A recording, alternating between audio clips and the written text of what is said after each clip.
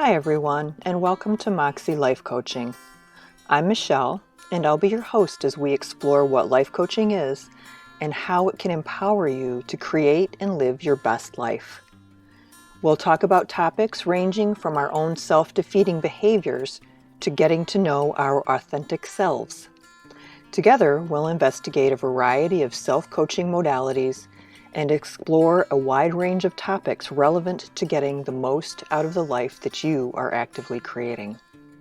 New episodes will drop every Tuesday, so please subscribe so you don't miss out on the great hints, tips, and tricks, and generally awesome content that will help you create your best life.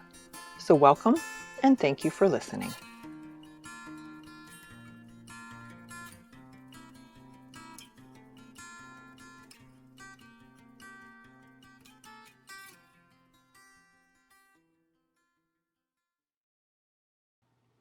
Hi, and welcome to the Moxie Life Coaching Podcast.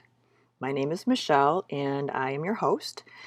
And this week, we're going to talk about the distinction between living and existing, and how taking an objective look at where you are today can help you get where you want to be tomorrow. If you see living and existing as synonymous, you are definitely not alone. So for the purposes of our discussion, let's define them. Let's define existing as moving through life on autopilot, settling into tedious routines, numbing your feelings. I suspect 2020 was a banner year across the globe for existing as opposed to truly living. How many of us were working at home and dealing with just the day-to-day monotony of lockdown and concerns about going out, and 2020 was a rough year, as everyone is clearly well aware. And I know that I personally found myself a couple times feeling like I was just treading water constantly. So let's define living. When we're living, we take on most days with interest. We're curious, we're willing to learn, we're engaged with life and all that it has to offer, and we're actively working toward things that feed our soul, experiences that feed our soul.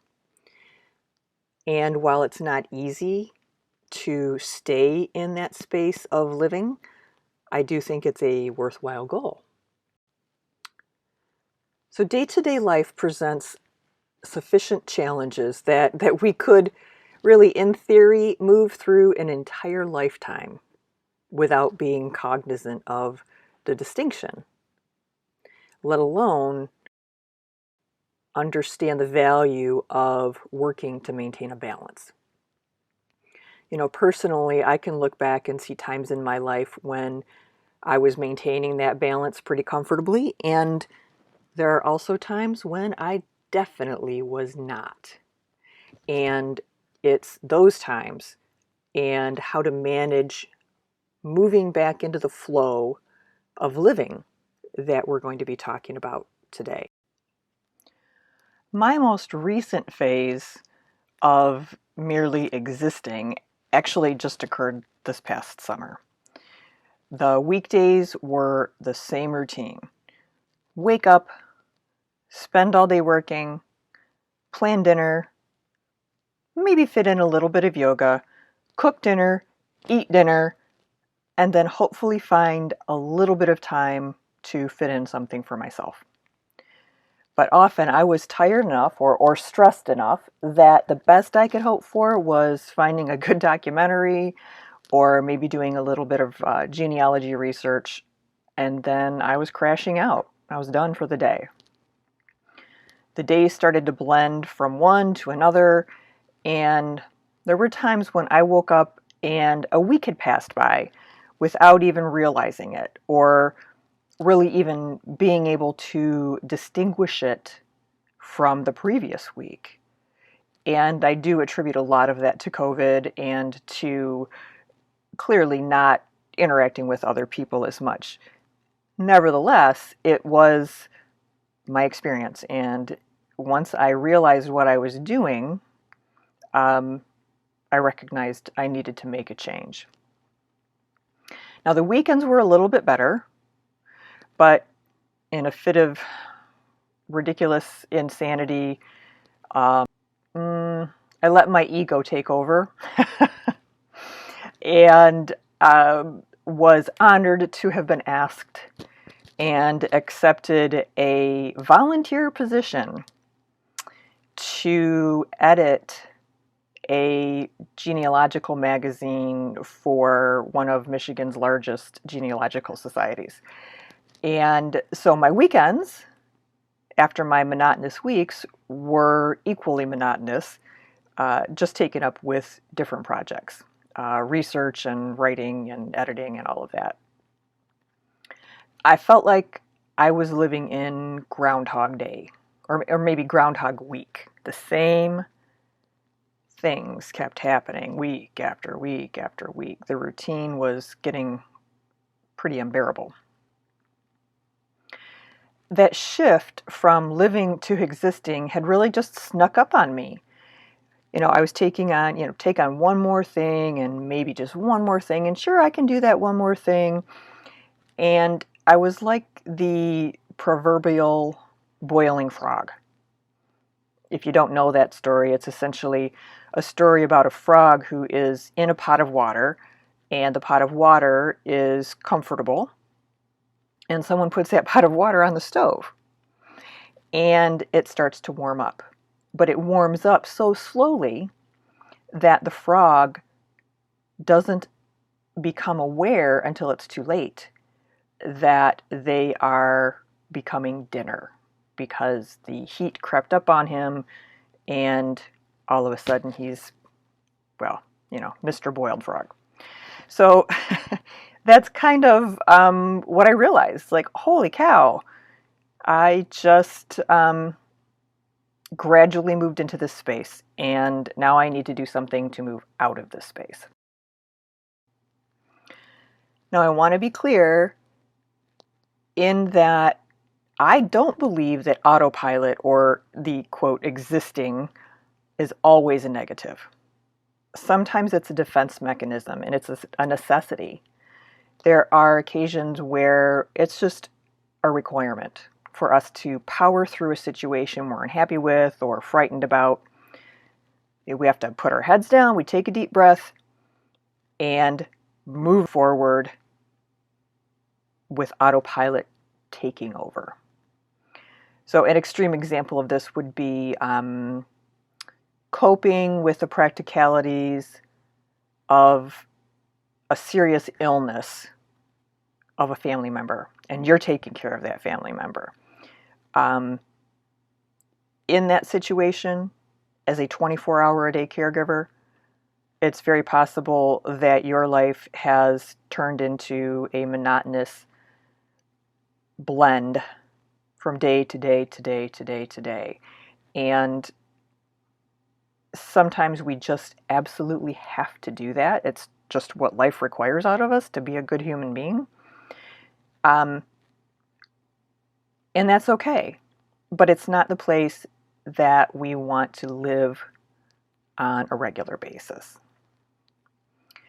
And certainly as well, the tenor and the pace of our modern lives do absolutely nothing to facilitate living in the moment, or living with intention, or in a lot of ways, basically doing anything but scratching the surface of life. Flitting from social media to the ridiculous number of offerings that are available for people who like to watch television and movies and all of those kinds of things. The distractions are just astounding. And so it's pretty easy to become that boiled frog, one way or another. The years when I was unhappily married, working full time, essentially raising my daughter on my own, are a blur. There were moments of profound happiness and connectedness in those years, but on average, I didn't have time to think about how difficult my marriage was, let alone how it was sucking the lifeblood out of me. I was coping. I was dealing with what was in front of me in the moment. And I get it. There are phases in our lives when existing is really just the most we're able to commit to. But it doesn't mean that we should stop striving for more. And I'm not talking about going out and making it your mission to conquer the world, to travel to Tibet and find yourself, or discover the cure for cancer. In my humble opinion, truly living is in the day-to-day things, in a sense of being more mindful of our actions and more aware of our experiences. And if we can do that, that would go a long way towards shifting us from living to existing. So, a couple examples.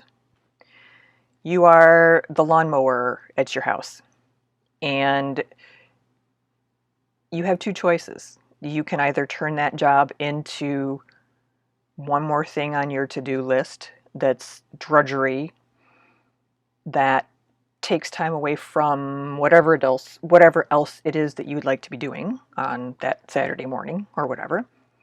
Or you can embrace the idea that you're outside and the sun is shining and you can feel the sun on your shoulders and you're wearing your sunglasses because it's so bright and the birds are singing and there's this nice little breeze coming from the west. Your experience is completely different, even though the end result is that your lawn got mowed. It's just up to you to decide if you want to blindly go through that task, being unaware, being distracted, being grumpy about it, or if you want to experience that task and look for the juicy stuff in that task. Here's one that not everybody, so many of us are guilty of. Eating lunch at your desk. You're sitting at your desk, you're working, you are checking your phone, you're checking your voicemail, or you're reading a magazine, or you're doing anything else that is a time suck and an attention suck. You're not noticing your surroundings. You're not taking the time to necessarily even enjoy your food. And what a shame that is, because we eat 3 times a day, most of us, or more if you're like me. And digging in and enjoying the textures and the flavors and the scents of food can just be a wonderful experience.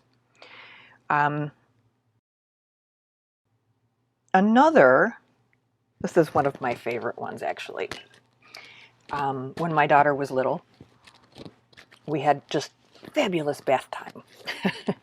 We would sing and we would do monster dots with the lotion, the body lotion afterwards, and we would play and we would interact, and it was some of the most joyful times for me inside of that difficult marriage. Now, I'm not saying that there weren't times when we had utilitarian bath time, pop her in, scrub her down, and dry her off. But in general, I really embraced that time with my daughter. And I'm so glad now that I did, 20 years later, oh my God, more than 20 years later, um, she still remembers singing, oh, what was it? I've been working on the railroad at the top of her lungs in the bathtub. And what a gift that is.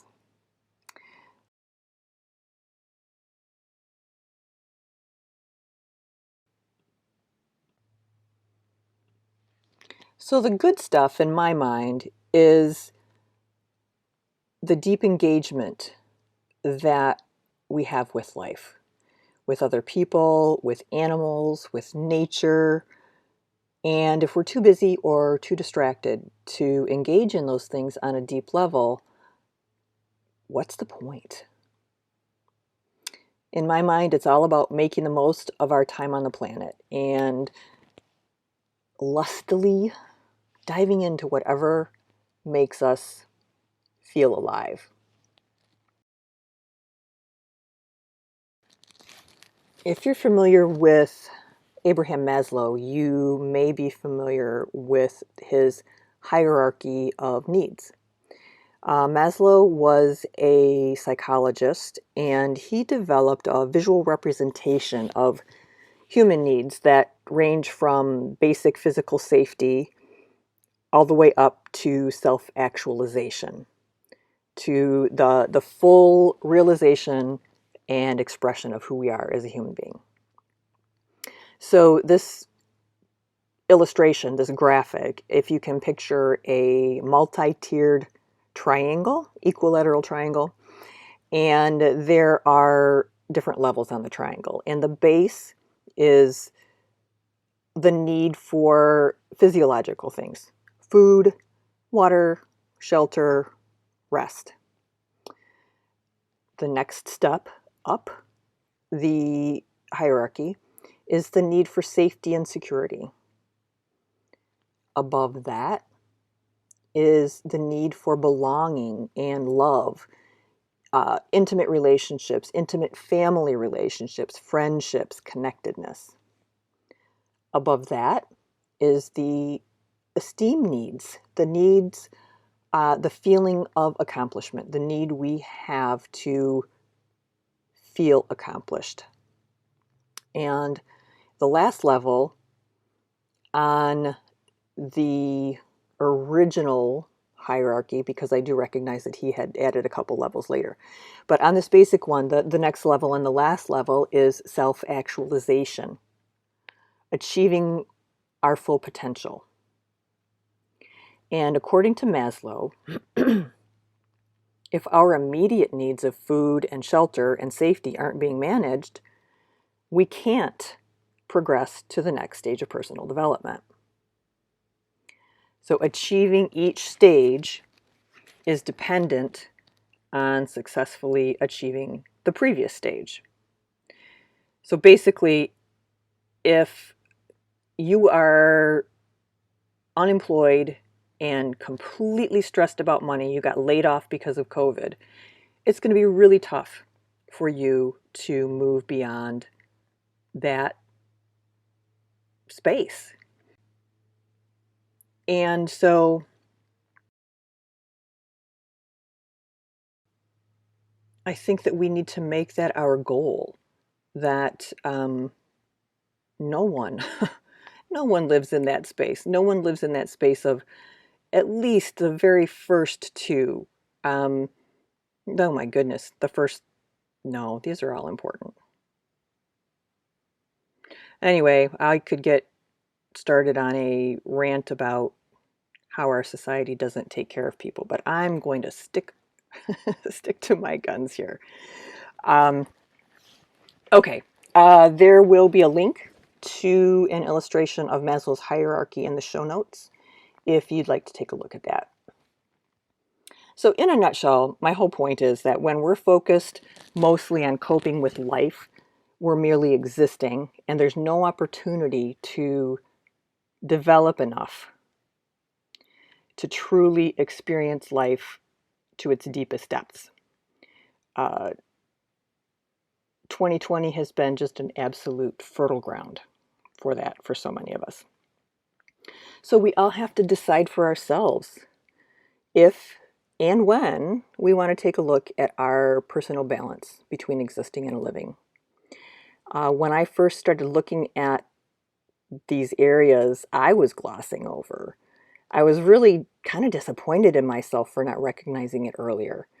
It was confronting to me to begin to recognize the amount of time that I have spent in various times in my life just zoned out trying to get through. And I know that I am not alone, that we all have these things that we're working toward and that we are trying to address. And I truly believe that we all deserve more than the first two levels of Maslow's hierarchy. So if you're interested in exploring your own balance between living and existing, there is a free exercise on the Moxie coaching website, and I will put a link to that in the show notes. The free exercise worksheet is designed to help you identify the areas in your life you could engage in on a deeper level to move past existing and into true living. The exercise will walk you through a personal exploration, and it'll help you identify ways to make a shift to a more rich and intentionally lived life. So if you are looking for more connection, if you are looking for more enjoyment out of your life, take a look at that. Feel free to print it off. And after doing the exercise, if you decide that you would like to explore how life coaching might be able to help you work toward a more balanced and satisfying life, then I would love to talk to you. If you decide that you would like to have a chat, simply log on to the Moxie Coaching website and book a free 20 to 30 minute consultation with me. And we can talk about where you are and where you would like to be and see if working with me at Moxie Coaching would be a good fit. So in the meantime, have a fantastic week, and I will look forward to talking to you again next week. Be well.